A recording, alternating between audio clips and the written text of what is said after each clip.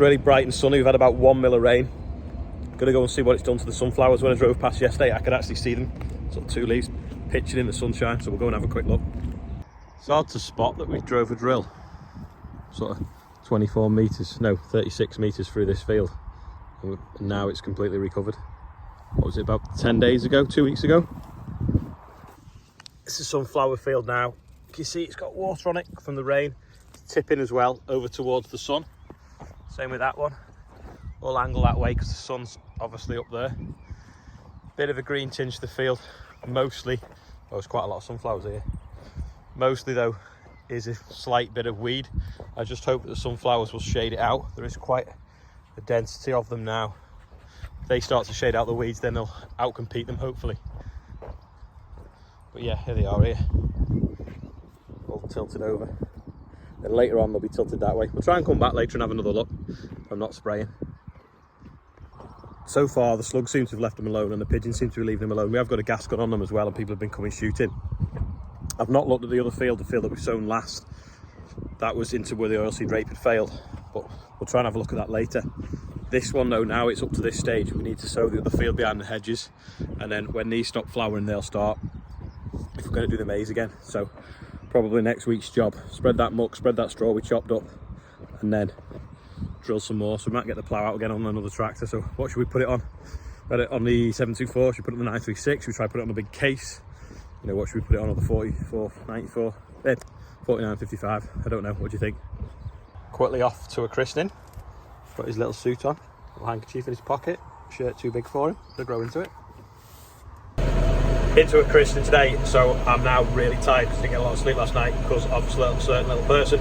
Anyway, I'm just in the spraying now, just calling up which fields are the easiest to do in what tank because I don't want to be out all night spraying, so I'm just going to call them up. This tells me what they sprayed at last time, so we know what they measure on a map, but it's important to spray them as what they spray at, and then I'll run the sprayer empty. Then tomorrow, if it's still, I can go on to fungicide again and then go back on to liquid fertilizer if it's wet weather.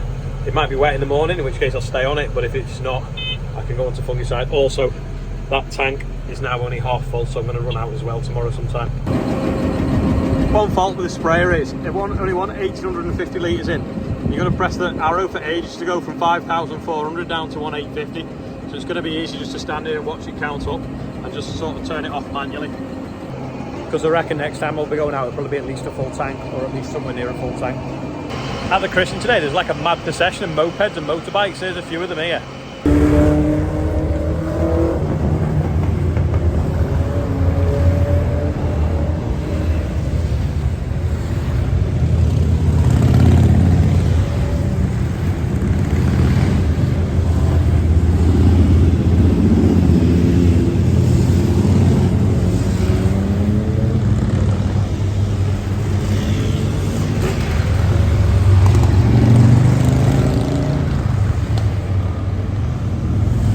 I don't suppose anyone knows what they were for.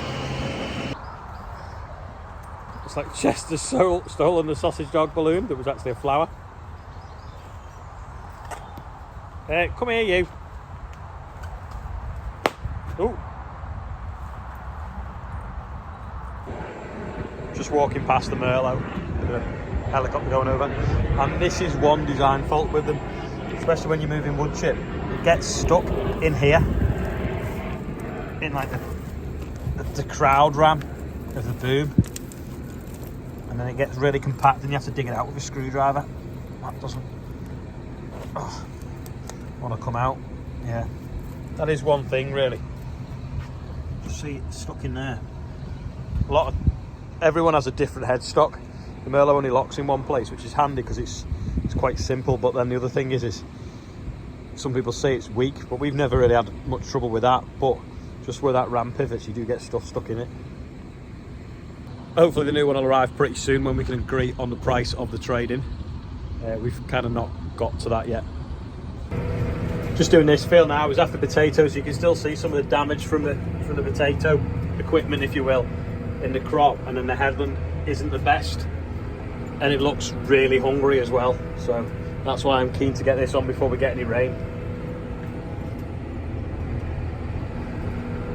Kind of glad we got it into wheat but it is just a bit of a shame about some of the sort of the bare patches. But with wheat worth north of £330 a tonne, you know, I'll be glad even if it only does 2 or 3 tonne. I don't know if you can see, but the little green lines in the bottoms where we've patched it with spring wheat, it's well behind now. Whether it'll catch up, I don't know, but we can try. In another field now, and the wheat looks really healthy, but so do the grass weeds that have just started to pop up in it, which is slightly annoying because it looked really clean the last time I was in it, but maybe I could just blame the agronomist for it instead. But yeah, just around the edges is worse, because obviously the header picks it up out the corner of the hedge, bottom of the hedge, and then it ends up then getting thrown out the back of the combine down the middle. And we do try and do a stale seed bed, but there's obviously some's got away, and some's got away from what herbicide it has had. And obviously we've had really good growing conditions. We've had it quite warm and wet for the last sort of week or so the grass has just bounced up because it's obviously got all some of the fertiliser we put on it as well. Well, the wheat looks fairly clean. It's got the odd bit of grass weed and the odd volunteer barley in it, but it looks a nice healthy colour, especially on this field. This one doesn't look as hungry as the last one I did. Something gone wrong here with the tram line, but you see spots of rain on the window, which is good. The Real Country File went live at 6 o'clock as well, and I've just looked, and it's only 15 minutes. I think it's 360 people watched it already, so that's really good. Good start for the new channel. On the final stretch now, you can see on the screen, 20 litres left. Will we make it? Should just do it. You'll hear the booms hiss off in a minute when I get to the end. There you go. Just perfect. Yeah, you can see better here, the grass weeds come up, which is really annoying. Yeah, this is the grass weed. See them standing up now out the crop. That's how high the wheat is, and then they're stuck up little clumps, which is really annoying. The wheat looks pretty clean to me. Anyway, birthday bumper, India Clark and Jack Worrell, really short one today. Happy birthday to you guys. They're always quiet on a Sunday, birthday bumpers, for some reason. I'm going to shoot back the yard now. Someone's coming to look at the sunflower stalks because they're looking at it for packaging material. Remember I was saying when I was walking through, it's a bit like polystyrene. Well, they want to come and take some to see what it's like, so that'll be interesting. Yeah, we've just been getting some bits of the foam out the middle of the sunflowers from last year because it's an incredible packaging material, but it's top secret, so you'll have to watch this space whether something comes of it or not. This is still here. Never got a chance to drop it off this weekend, but hopefully will this week, especially if it's raining too much. Just in the tractor shed because I want to show you something. The 1690 at the back, this is what is, it's got a red engine block, white panels, and then later on they went to black engines, white panels, and then they went to case colours later on, international colours, so it would have been red and black. But the ones in the middle were called Magpies, random fact. Anyway, we're looking at Adam's 3094 yesterday, and I said, I don't think it is a 3094 because the number plate looks too old. And it also said 3090 on the chassis plate, the serial number. Someone has messaged, it used to be their tractor, and they were responsible for painting it red as well. So that's amazing. So the power of YouTube, we've not only found out that it wasn't it wasn't the colours it was built with, it wasn't its original clothing. We now know who painted it, and he sold it in an auction, and that's where Adam's granddad bought it from. So there's a random fact for you there. Just amazing how many people watch these videos or whereabouts they actually are. Just talking to someone then as well, and they were saying what percentage are farmers.